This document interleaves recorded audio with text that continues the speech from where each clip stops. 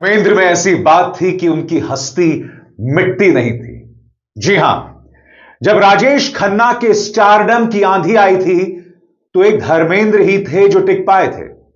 और राजेश खन्ना के बाद एक बहुत बड़ा सुपरस्टार फिनोमेना आया जिसका नाम था अमिताभ बच्चन। मगर धर्मेंद्र टिके रहे, एक से एक हिट फिल्में देते रहे। इनफैक्ट 1987 में उनकी 11 फिल्में रिलीज हुई थी। 1987 अमिताभ बच्चन के स्टारडम की हाइट, ऊंचाई पर थे अमिताभ बच्चन। मगर उस साल 11 फिल्में रिलीज हुई थी धर्मेंद्र की और 11 में से 8 सुपरहिट थी। ऐसे थे धर्मेंद्र।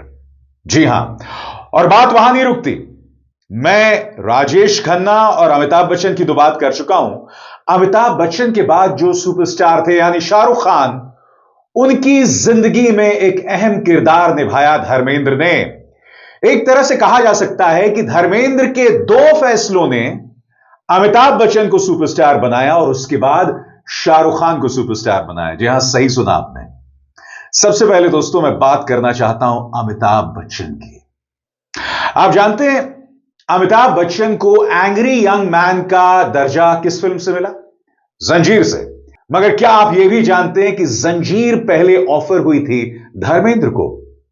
धर्मेंद्र की कुछ अनबन हो गई थी प्रकाश मेहरा के साथ और उसके बाद यह फिल्म अमिताभ बच्चन को ऑफर की गई। हालांकि बीच में राजकुमार को भी गई थी, देवानंद को भी गई थी और आखिरकार यह फिल्म ऑफर हुई थी अमिताभ बच्चन को। एंड रेस्ट एज दे से इज हिस्ट्री।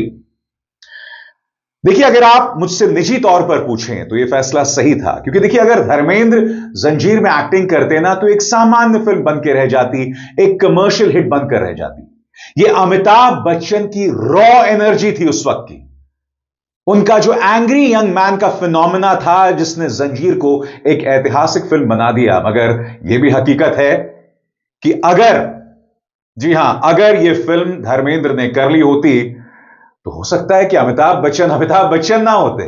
जी हां, और सबसे बड़ी बात, जब अमिताभ बच्चन की आंधी शुरू हुई 1975 में दीवार और शोले के साथ, धर्मेंद्र अपनी जगह बदस्तूर बने रहे 90 के दशक तक। जी हां, 1975 से लेकर 1993 यह वो दौर था जब Amitabh Bachchan single man film industry थे, 1 से लेकर 10 तक। मगर धर्मेंद्र बदस्तूर बने रहे और हिट फिल्में देते रहे।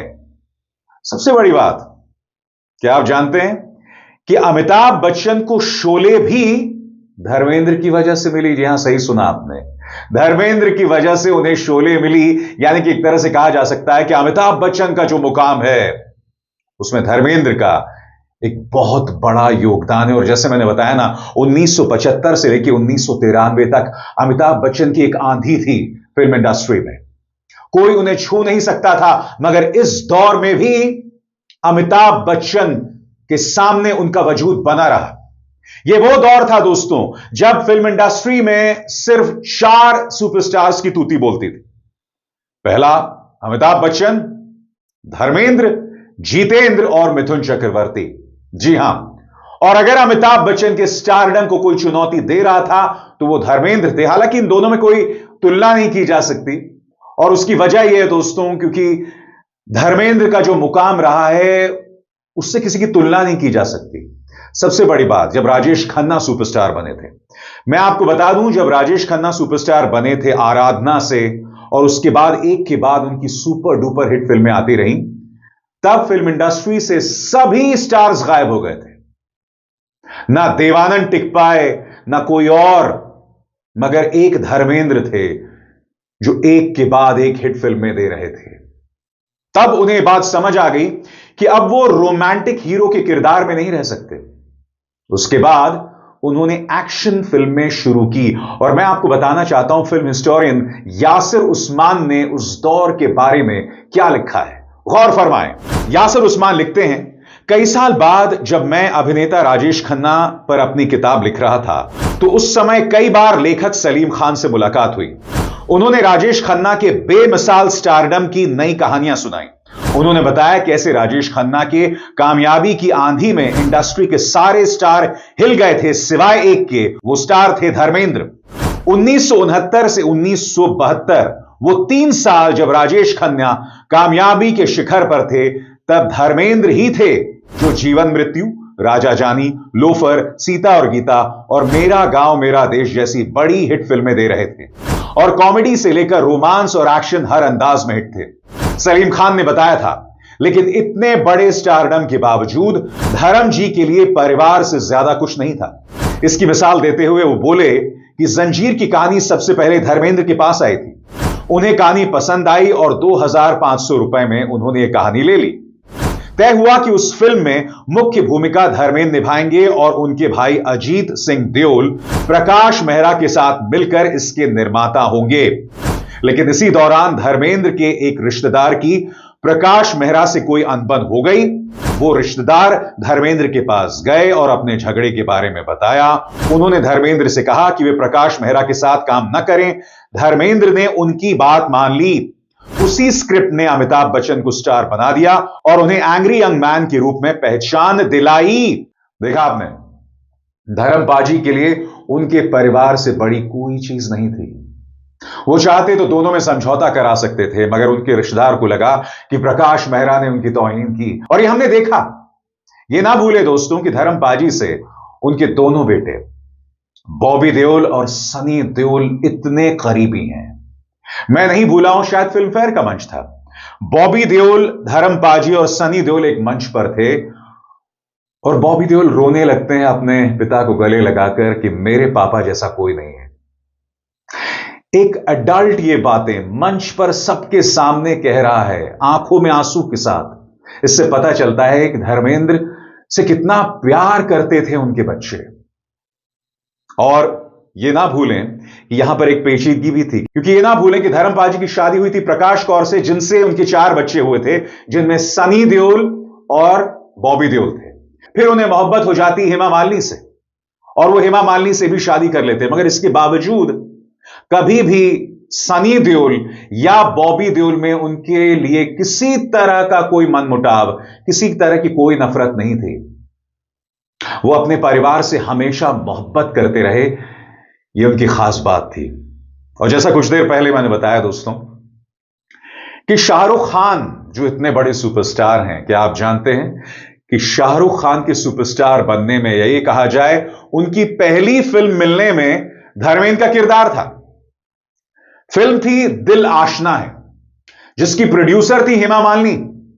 हेमा मालिनी को शाहरुख खान के तेवर पसंद नहीं आ रहे थे और उन्होंने लगभग मन बना लिया था कि भाई शाहरुख खान को हम फिल्म में नहीं लेंगे, क्योंकि दिल आशना में शाहरुख खान की पहली फिल्म थी। धर्मेंद्र सामने बैठे हुए थे और यासिर उस्मान ने एक बहुत ही दिलचस्प बात बीबीसी के अपने लेख में कही है। यासिर क्या कहते हैं, गौर फरमाएं। 1990 के दशक की शुरुआत में दिल्ली से आए एक टेलीविजन एक्टर शाहरुख खान बॉलीवुड में बड़े मौके की तलाश में थे। हेमा मालिनी उन्हें अपनी फिल्म दिल आशना है में लॉन्च करने पर विचार कर रही थी। उन्होंने शाहरुख खान को मिलने के लिए बुलाया। शाहरुख खान की शाही नाक तो उन्हें पसंद आई, लेकिन वो अब भी पूरी तरह से आश्वस्त नहीं थी। उनका मानना था कि शाहरुख खान पारंपरिक बॉलीवुड हीरो की छवि में पूरी तरह फिट नहीं बैठते। पास ही लुंगी पहने धर्मेंद्र शांत बैठकर उनकी बातचीत सुन रहे थे। उस नर्वस नौजवान के चेहरे पर मासूमियत और आंखों में चिंगारी शायद धर्मेंद्र को नजर आ गई थी। कुछ पल सोचने के बाद धर्मेंद्र ने हेमा से कहा कि उन्हें शाहरुख खान को मौका देना चाहिए। सालों बाद शाहरुख खान ने बताया कि फिल्म की शूटिंग के दौरान धर्मेंद्र उनके पास आए और कहा, तू खुद को इंडस्ट्री में अकेला मत समझना, कोई कुछ भी कहे तो बोलना, तेरे सर पर धर्मेंद्र का हाथ है, कुछ भी हो मैं हूं। या ये कहा जाए धर्मेंद्र पाजी ने उनसे कहा था, मैं हूं ना। और शाहरुख खान की फिल्म भी आई थी, मैं हूं ना। और अब जबकि धर्मेंद्र नहीं रहे हमारे बीच में, शाहरुख खान ने कुछ इस अंदाज में उन्हें याद किया है, इस तस्वीर के साथ जिसमें धर्मेंद्र उन्हें अपना प्यार दे रहे हैं। मैंने बताया ना दोस्तों, 3 सुपरस्टार्स, राजेश खन्ना, अमिताभ बच्चन, शाहरुख खान, और तीनों की जिंदगी में एक अहम किरदार था। जहां तक अमिताभ बच्चन की बात की जाए दोस्तों, तो पर्दे पर यह जोड़ी ऐतिहासिक थी। जी हां, सब जय और वीरू की बात करते हैं और हम ये ना भूलें, जैसी धर्मेंद्र की धर्मपाजी की मौत की खबर आई तो सबसे पहले शमशान घाट पहुंचने वाले उनका जय था, यानी कि अमिताभ बच्चन। क्या आप जानते हैं कि इन्होंने 4 फिल्में एक साथ की थी, जिनमें 3 की चर्चा सबसे ज्यादा की जाती है। शोले का जय वीरू तो सब जानते हैं, मगर अगर आप मुझसे पूछें ना दोस्तों, तो उनकी फिल्म जो चुपके चुपके थी, जो मेरे हिसाब से all time one of the best comedy films थी, उसमें दोनों साथ थे, जिसमें धर्मपाजी ने परिमल त्रिपाठी का किरदार निभाया था। वो हीरो थे और अमिताभ बच्चन साइड हीरो थे।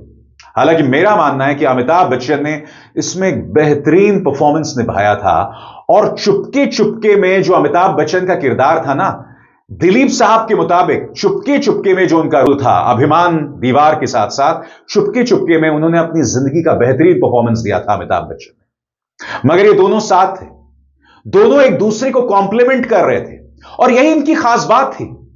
अगर आप चुपके चुपके देखें तो धर्मेंद्र कॉमेडी किरदार निभाया, मगर अमिताभ बच्चन ज्यादा गूफी थे, ज्यादा मजाकिये थे, ज्यादा मासूम दिखाई देते हैं इसके अंदर। वो उसमें एक बहुत ही अच्छा सीन है जिसमें अमिताभ बच्चन जो है वो एक डायलॉग करते हैं जिसमें वो बार बार मैं कहते हो कि जो तुम हो वो सोचती है कि मैं हूं, जो मैं हूं, तो फिर इसका जवाब में धर्मेंद्र कहते हैं क्या बकरी की तरह मैं कर रहा है। ब्यूटीफुल फिल्म, ब्यूटीफुल केमिस्ट्री, और यही केमिस्ट्री शोले में दिखाई दी। सलाम धर्मपाजी। अभिसार शर्मा को दीजिए इजाजत। नमस्कार।